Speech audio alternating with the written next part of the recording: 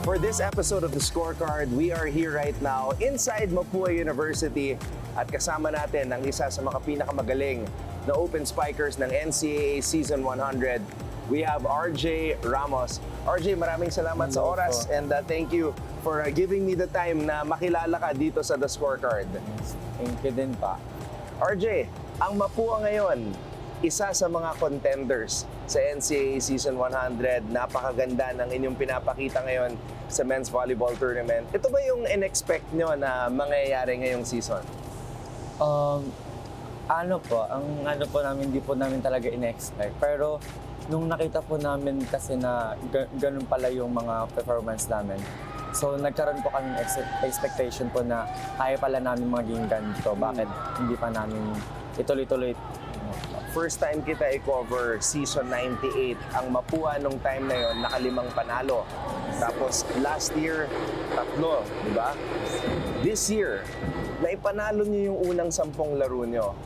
For you, bakit naging ganun yung pagsisimula niyo dito sa season 100 at nakapag 10 straight wins kayo? Ano po namin, kasi last season po, ang dami po namin nasayang na 5 sets. So, ang naging motivation po namin na kung may papanalo po namin sana yun, nakapasok po sana kami final. Pero sabi namin, hindi naman na kami nakapasok, kaya babae na lang this season. Kaya ito po yung ginagawa po namin, lahat po ng mga ano namin is parang redemption na po namin ito ngayong season na to. Okay, bago natin na pagpatuloy na pag-usapan itong season 100 and your quest to win a championship, let's get to know you a little bit, RJ. Saan ba nagsimula ang kwento mo with regards to volleyball? Sa akin po, dati kasi, marami po kasing parang pinsan po ng kaibigan namin po sa Aiko Ortlas po, from UAP. And na-inspire po kami na na maglaro po ng volleyball kasi ayun po yung mapanood po namin siya sa TV. Tapos sabi ko, gusto ko rin po maging ganito, ganyan. Tapos ayun po, nagpasige po kami mag-training po yun sa may Humingan po sa Pangasinan. Doon po ako nag-aaral. Okay. And tinuruan lang po kami ni Coach Solis po, yung coach po namin from high school po. Okay. And sabi niya sa amin na mag-aano lang kayo kasi mag-training dito, papalakasin ko kayo. Okay. And dadaling ko kayo sa Manila. So, from Pangasinan, kailan ka naging seryoso na sa volleyball at nasabi mo sa sarili mo na pwede ito maging parang career path para sa'yo? Actually po, hindi naman po talaga ako ready na pumunta ng Manila na maging spiker. Actually, libero po talaga ako dati. Ganon? Okay. Yes po. Okay. And ang recommend po sa akin ng coach ko dati na mag-UP. And hindi po kami nakuha. Kaya nung nag-aral po ako pumalo, and ito po, niya rin-recommend po ako dito sa Mapua. Kaya nakuha din po. Okay. Ang galing from libero to spiker. Yes po. Nung pumunta po ako dito ng Mapua, parang 7 months pa lang po akong pumapalo. Wow! So, ibig sabihin, late bloomer ka sa volleyball? Opo, pagdating po sa Spiking.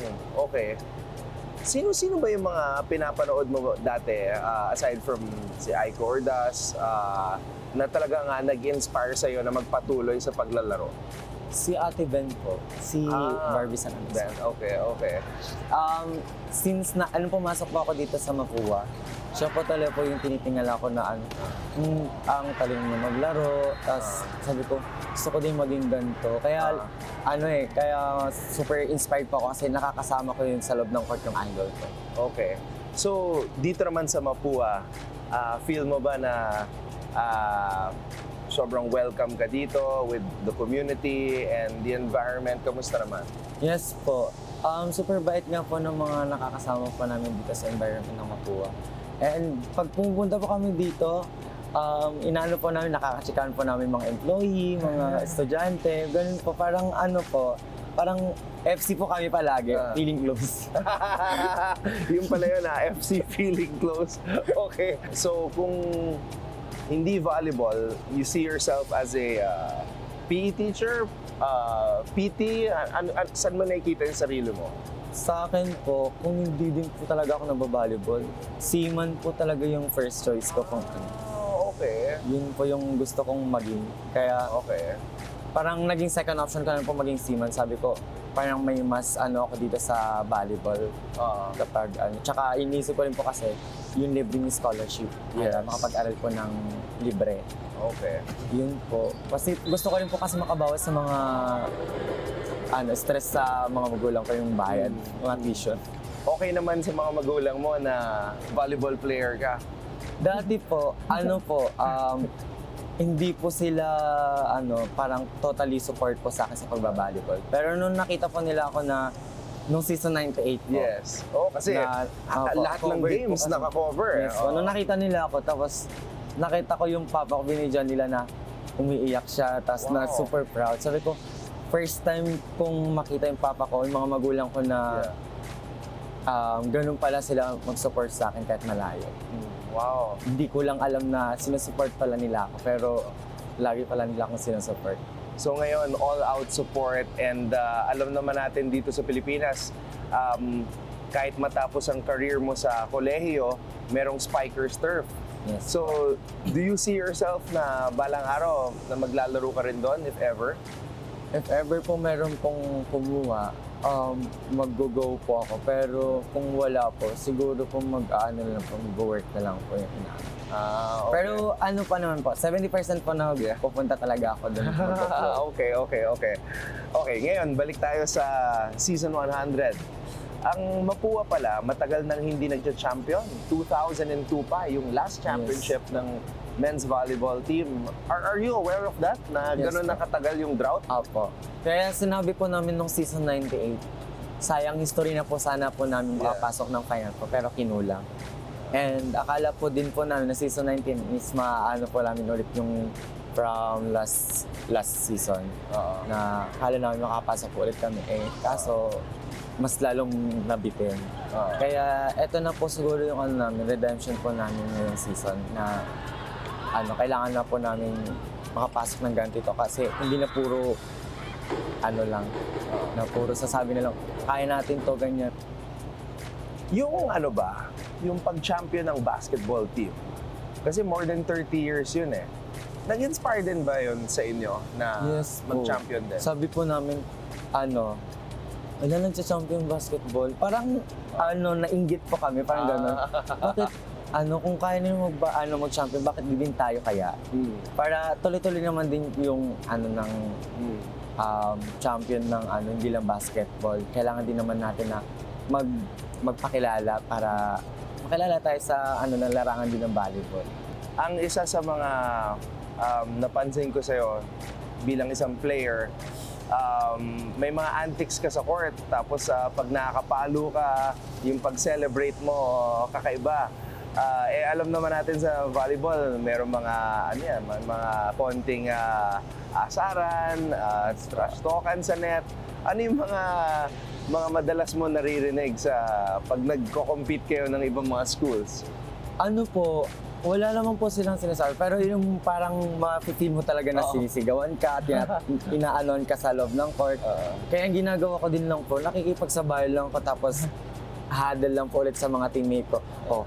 Na na tayo, kailangan natin magising din tayo ganito. Kapag ganito yung inaano po namin. Kasi kapag once na hindi po namin talaga ini-enjoy sa loob ng court, mas lalo po kaming parang natatambakan po yung score namin, lumalay po yung kalaban namin. So kumbaga yung bonding, yung pagiging close ng team. Yes po. For you, that's the most important thing sa inyong goal na mag-champion. Okay, lastly sa lahat ng mga nanonood ngayon, para sa'yo, personally, ano yung gusto mong, kumbaga, ano yung message that you want to share para ma-inspire pa yung mga katulad mo na gusto maglaro ng volleyball at gustong abutin yung kanilang mga pangarap? Ang lang po, message ko lang po sa mga kabataan na gustong ma-inspire lang po din sa mga iniidolo nila. Mag-training lang po ng maayos, maging madisiplina sa sarili, Number one po kasi talaga kailangan disiplina eh. Kung wala ka pong disiplina, wala po yung, hindi mo makakamit kung ano yung skill na gusto mong maging. And makinig lang lagi sa coach kung ano yung mga pinapayo kasi sila lang naman din po yung nakakakita din. And sa mga ano po yun, huwag kayong sumuko agad-agad.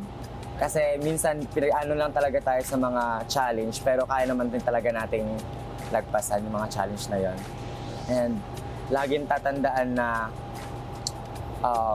laging nagsusupport yung mga pamilya natin, mga nasa circle natin na nagsusupport para hindi ka, hindi ka maaano. Mawala sa focus? Oh, yun po. Mawala sa focus and hindi po magkakaroon ng doubt sa sarili. Yan. Okay. Alright.